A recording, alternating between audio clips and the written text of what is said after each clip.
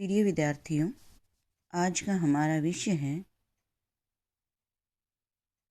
सूर्यकांत त्रिपाठी निराला की कविता राम की शक्ति पूजा का सार। इससे पहले हम थोड़ा सा निराला जी के जीवन और व्यक्तित्व के बारे में जानना चाहेंगे। व्यक्तित्व, कृतित्व और युग यथार्थ की जैसी अभूतपूर्व त्रिवेणी के दर्शन हमें निराला में होते हैं, वैसे एक ही साथ अन्य कवियों तथा उनके साहित्य में दुर्लभ ही हैं। निराला एक ऐसे कवि हैं जिनके जीवन, काव्य और परिवेश में अटूट संबंध रहा है। उनके काव्य का मूल्यांकन करने के लिए उनके जीवन के बारे में जानना बहुत आवश्यक है, क्योंकि उनके जीवन के बारे में जाने बिना उनके काव्य का मूल्यांकन करना अधूरा सा लगता है।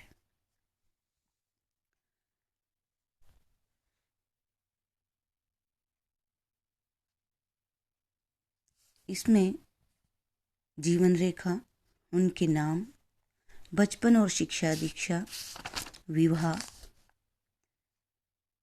संघर्षपूर्ण जीवन के साथ साथ साहित्यिक साधना का भी हमें पता होना चाहिए। सूर्यकांत त्रिपाठी निराला बहुमुखी प्रतिभा के धनी थे।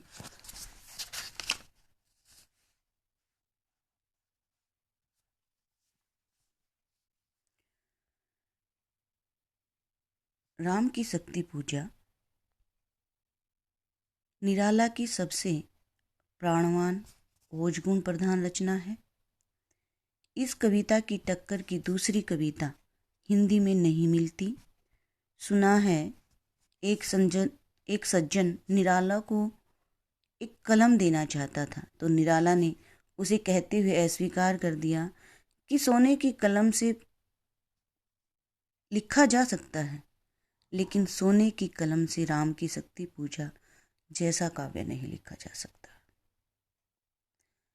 शक्ति पूजा का कथानक राम कथा के एक प्रसंग पर आधारित है। यद्यपि कवि ने इसमें अनेक मौलिक उद्भावनाएं समेटकर उसे अभिनव गरिमा से अभिमंडित कर दिया है। राम की शक्ति पूजा वैसे तो वाल्मीकि से लेकर आज तक अनेक कवियों और लेखकों ने अपनी अपनी भंगिमा से राम कथा को प्रस्तुत किया है, पर राम की शक्ति पूजा निराला की उन कृतियों में से एक ऐसी कृति है जिस पर किसी भी भाषा को गर्व का अनुभव हो सकता है। भाव और शिल्प सभी दृष्टियों से यह एक अत्यंत उत्कृष्ट कोटि की रचना है। राम की शक्ति पूजा की कथा का आधार राम रावण युद्ध की पौराणिक घटना है। उस घटना की भी एक विशेष स्थिति को ही इस कविता में प्रस्तुत किया गया है। संपूर्ण कथा 5 भागों में विभाजित है। पहला भाग युद्ध से लौटती हुई वानर सेना के आगमन से आरंभ होता है।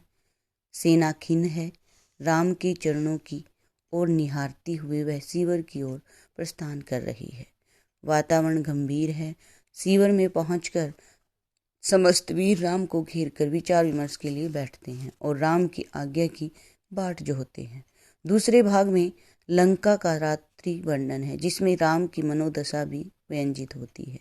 यहाँ रामायण के पिछले कथानक को त्वरित गति से छोटे छोटे समृद्धि चिन्हों द्वारा व्यक्त किया गया और सूत्र जोड़ा गया है, जैसे पुष्प वाटिका, सीता मिलन, धनुर्भंग, विश्व विजय की कामना, ताड़का, खरदूषण, के वध की स्मृतियाँ आदि इसमें आ जाती हैं।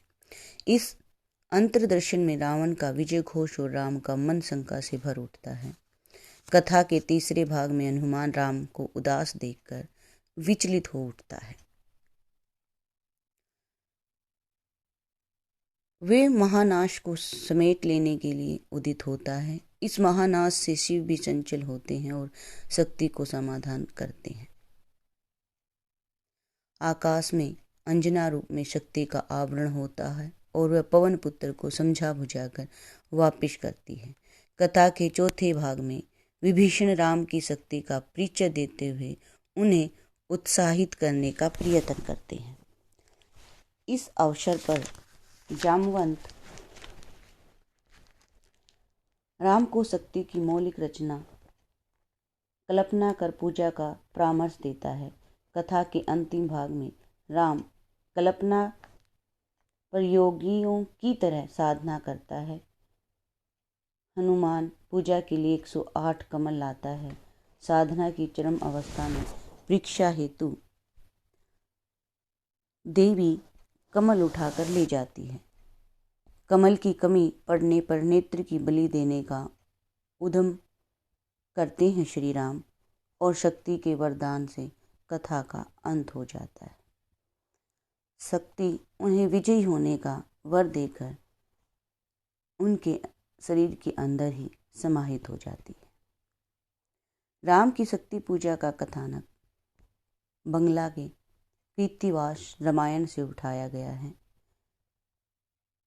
कविता को कवि के व्यक्तित्व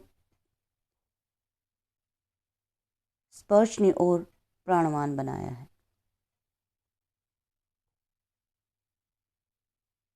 राम किन्हीं अंशों में निराला है। राम की शक्ति पूजा का प्रस्तुतिकरण नाटकीय है। वस्तुतः अपने औदित्य और चरित्र चित्रण, जीवन संदेश आदि के कारण राम की शक्ति पूजा अपनी मिसाल आप ही बनाती है। राम की शक्ति पूजा